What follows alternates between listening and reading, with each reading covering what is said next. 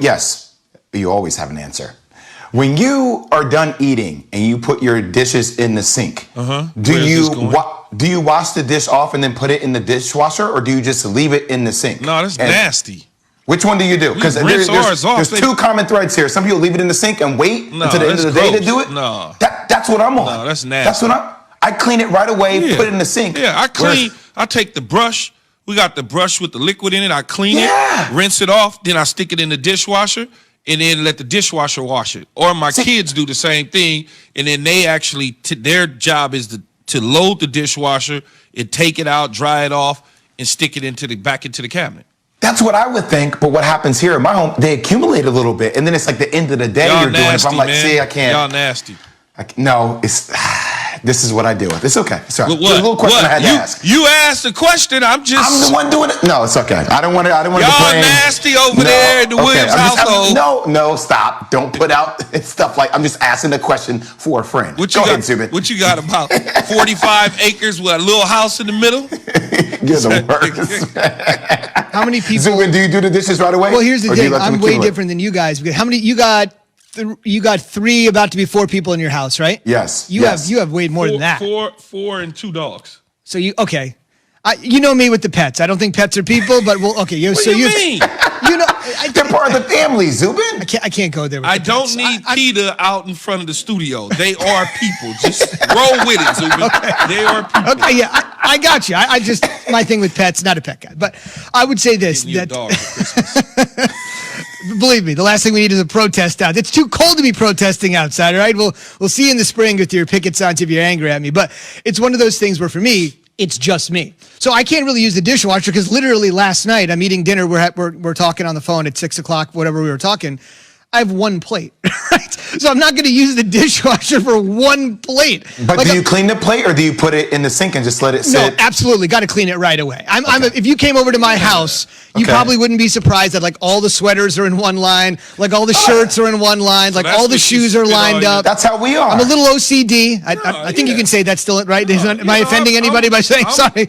I'm that way too. I like everything to be neat and clean. I don't like clutter. No, but Jay, see, the problem when you leave the dishes in the dishwasher, in the sink, and you don't clean them fully, some of the stuff dries and it cakes on. Oh, that's and gross. It becomes very hard. The crusty stuff? Yeah, you have to clean it.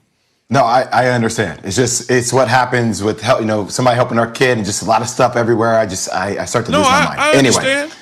You need to get some extra people to help you spend some of that money, man. Stop. It got a lot of interest from Duke, I'm sure. What I need is a dog, and then the dog would do my dishes. That'd be the only way. I'd have a dog in the house. But okay, so here we go. A dog in the fight. The Chiefs certainly have one because they have Patrick Mahomes. But let's just think about this for a second. This has not been brought up, but let's just think about this little timeline, and I want to get you guys' thoughts on this, right? So here we go. You find out you're an NFL prospect, and you find out a team wants to trade up for you. Wow, that feels good. Somebody actually wants me. They're willing to trade up for me. Then they're willing to say, not only are we going to trade up, but we want to trade up to draft you in the top 10. Now you got to be feeling even better. Then you're a quarterback. So you're like, wait a minute. I'm being traded up to be drafted in the top 10 to be a quarterback, which automatically means I'm about to be the face of a franchise.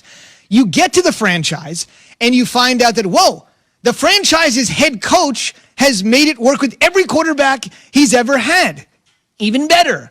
And then you arrive at the franchise, and the guy who you're going to replace is like, hey, kid, let me take you under my wing and show you how it goes. No Aaron Rodgers, Brett Favre, no Aaron Rodgers, Jordan Love. Alex Smith is like, hey, bro, I'll be getting my $1 million check in another zip code next year. No biggie. Let me show you how this goes, right? So all of those things, Key, have gone in Mahomes' favor. Trade up, top 10, quarterback, great coach, friendly quarterback who you're about to supplant. You would think there would be no chip on Patrick Mahomes' shoulder. Everything has worked out great for him with this organization. But the reality is, if he's moving towards GOAT status, as we heard at the top, then being drafted 10th overall, and before we hit the first commercial break, I'll tell you the other 9 guys that were drafted before him. If I'm trending toward GOAT status, being picked 10th is kind of an insult. Well, it's a lot of things. When you think you're good and people pass over you, it hurts. Still top 10. Doesn't matter though, because there's people that went in front of me. There is the Mitch Trubisky's of the world that went in front of me. Him, of course. Right? I mean, he plays my position. He went in front of me. Dude ain't even close. What did y'all see to him that you guys didn't see in me? And so you carry something with you your entire career, and you just keep on chipping away at it.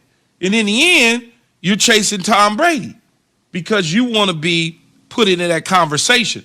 Yeah, you can start the conversation now, Jay, and say Patrick Mahomes is the greatest, one of the greatest, it could be the greatest, or whatever. The reality of it is he's got a long ways to go in his career. We don't know where that's going to end, right? The dude might go on to win 15 world champion or Super Bowl championships. We don't know, but he's certainly headed in the right direction. The fact is that Tom Brady is so far out there that it's going to take a minute, both in statistics as well as accomplishments, to catch Tom Brady. You see, Key, I think Patrick Mahomes is pissed all the time. I think he is petty, and I am here for every second of it. I love it. I want it. Even Eric Bieniemy called him in a press conference. Well, in a lovable way, he's a competitive prick. Let me give you examples of how he's a competitive prick, okay? When they play against the Bears, after he scores a touchdown, you saw him count on his fingers, 1, 2, 3, 4, 5, all the way up to 10. Oh, when they came out with their NFL top 100, when they were playing against the Ravens and they had Lamar Jackson number 1 and they had Patrick Mahomes number 4, he counted again, 1, 2, 3, 4, almost as if this is your king? This is who you deem to be the best in the league? Okay, cool. Even what he does on Twitter. Even like when ESPN came out with a little graphic that said, hey, Josh Allen, one of the hottest quarterbacks, and his QBR is better than Patrick Mahomes, he put out an emoji of a yawning face. Like, this is who he is all the time. Yeah, that's great, though. I love that stuff. Same here, but it's funny how this whole narrative coming to the Super Bowl is how competitive Tom Brady is, and he's the underdog, and he always fights for it. And I'm sitting here saying, we're calling the baby goat, we're calling this other guy who's a $500 million man, we're calling him a kid. And I know in the scheme of things, age-wise, he is a young adult compared to Tom Brady. But don't think for 1 second that all this stuff that he's hearing about Tom Brady isn't being used as motivation for him to come out and then start counting his own number of rings that he's going to start winning. Well, everything from accomplishments and everything, he's the baby goat. I mean, that's just the reality of it right now. So this is about Tom. But baby goats drink from bottles, man, with a pacifier. He ain't baby. He's a grown man. I get that you don't like the condescending kind of nature at the way he is being portrayed. I understand that part of it, right? We like, oh man, come on, seriously. But that's just what it is, though. He'll be fine. Indeed. Real quick, the guys that were drafted, I'm just going to reel them off real quick, the guys that were drafted ahead of Mahomes in that draft. Believe it or not, it was actually more than Trubisky. That's the only one you hear about. With Key's caveat, remember, not every team needed a quarterback. Back in this draft, Phillip Rivers was playing great. Cam Newton was playing great. Here we go. Myles Garrett, in order, Trubisky, Solomon Thomas, Leonard Fournette, Corey Davis, Jamal Adams, Mike Williams, Christian McCaffrey, and John Ross. Those are the dudes. So he remembers everybody's name. Right? Yeah, but everybody didn't need QBs like you said, though. Right. Phillip Rivers. Like Cincinnati didn't really need a quarterback. They wasn't ready to move on from Andy Dalton just yet. It don't matter. It don't matter what they needed, Key. It just feeds it. Keep feeding them. Blake Bortles? Jets had Christian Hackenberg. Christian Hackenberg. Christian Hackenberg. They didn't want to move on from him just yet. Blake Bortles. Patrick Mahomes. Blake Bortles. Leonard Fournette can pair him with Blake Bortles, although they did make the AFC Championship game. They did. So. Yeah. They did. And that's been the last high point in franchise history. On the way, Brett Favre is talking again. And wait till you hear who he has in his crosshairs. That's after Key has this from 1-800-FLOWERS. Here we go, Jay. We're going to sell some flowers today.